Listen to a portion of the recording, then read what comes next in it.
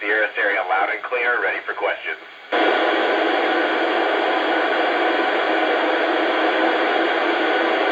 I copy, loud and clear.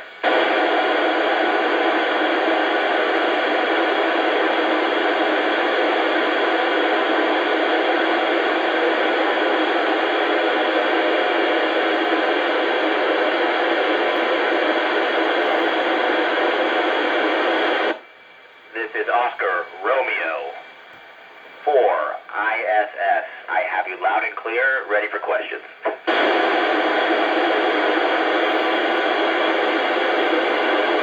Let's start.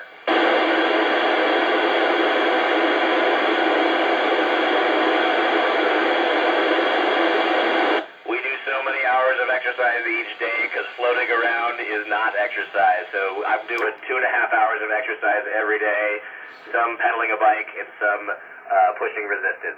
Over.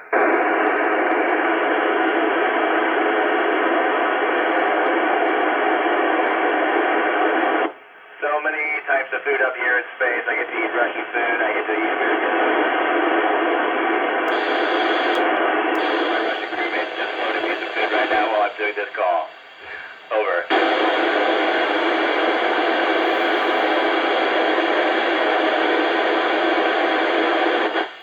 I did generic astronaut training for about 7 years, and I did 2 years of specific training just for the mission I'm on. Some to fly on the Dragon space capsules to get to the space station, and some just to operate the International Space Station. Over.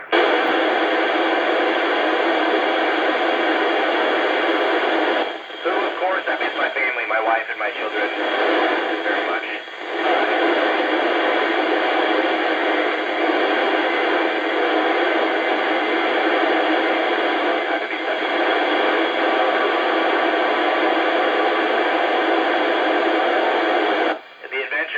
Every day up here, something new. Today we get new friends. We receive a new spacecraft. Over the past couple days we've been doing science and experiments, getting ready for them. Every day is a new adventure up here and something new every day, a new challenge. Over.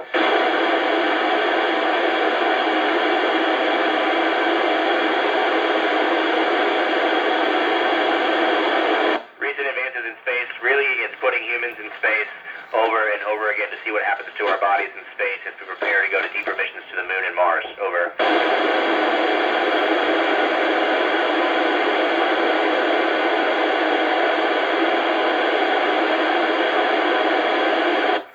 We do about 7,000 to 8,000 meters per second, and we do an orbit every we do 16 orbits a day. We're moving real fast in miles per hour at 17,500 miles an hour.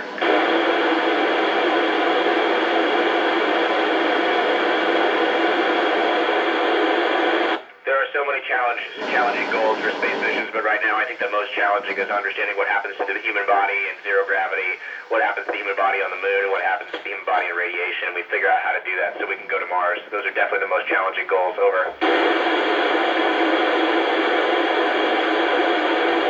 I became an astronaut because I wanted to go explore and I wanted to go fast. Things that keep me an astronaut are the people. Working with incredible people will keep me an astronaut for a long time.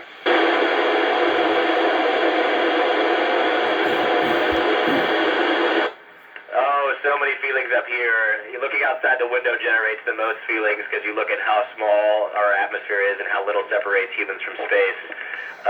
The first couple days, you feel kind of funny, kind of like your stomach's in your throat.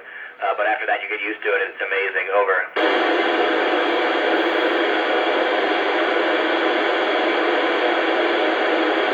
As I sit here floating, talking to you, it's pretty awesome. One of my favorite parts is where I sleep and where I work are right next to each other, so I get to float to my work to work every day, and it's pretty awesome. Over.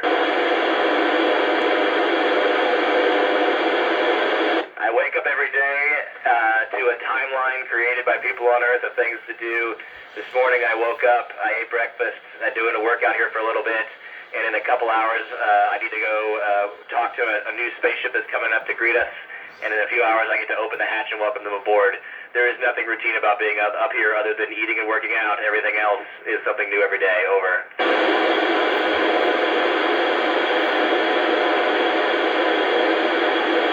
There are so many effects that happen happen on the human body. One of the most significant is the fluid in your legs is not being pulled into your legs by gravity anymore, and you see the fluid in your body shift up to your head. So that's why you see many astronauts have puffy faces up here. We have things to do. In fact, for the first couple weeks on the mission, a lot of folks wear a strap around their legs to keep the fluid in their legs. But there's so many things that happen to the human body, and we have lots of really smart experts working on it. Over.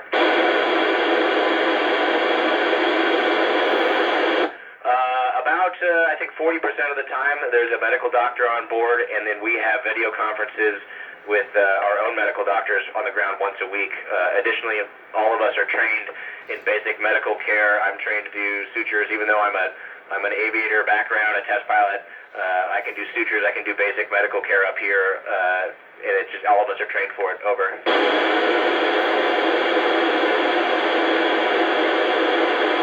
It's pretty impressive. It's about up to 4 G's into your chest, and I've not done landing yet, but that'll be about the same. It's not so much how much G's, it's how long it's there, so it's many, many minutes sitting at 4 G's on launch. It's pretty impressive. Over.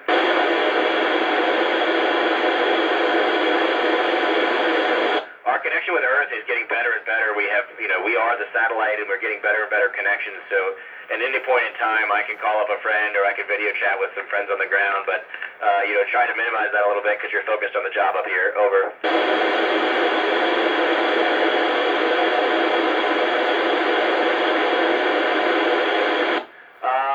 In fact, next week I'll be doing a spacewalk.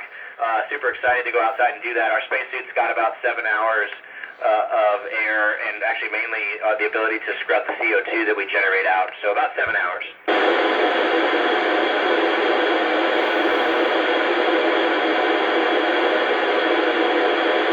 It's a great feeling. I'll tell you, some days are good, some days are bad, and that's true in every single job, but anytime I'm having a frustrating day, I think about millions of kids and millions of people around the world that would love to have my job, and that feeling of badness goes away pretty quick.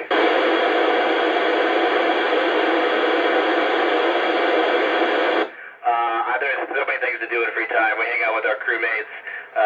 We share a meal together. I also enjoy looking out the window and taking lots of pictures. I've probably taken over 100,000 images at this point. Over.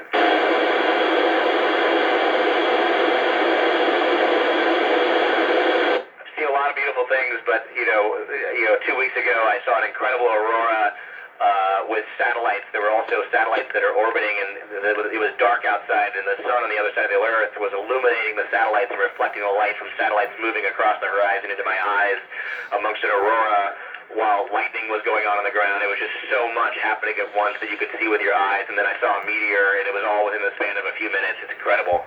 Over.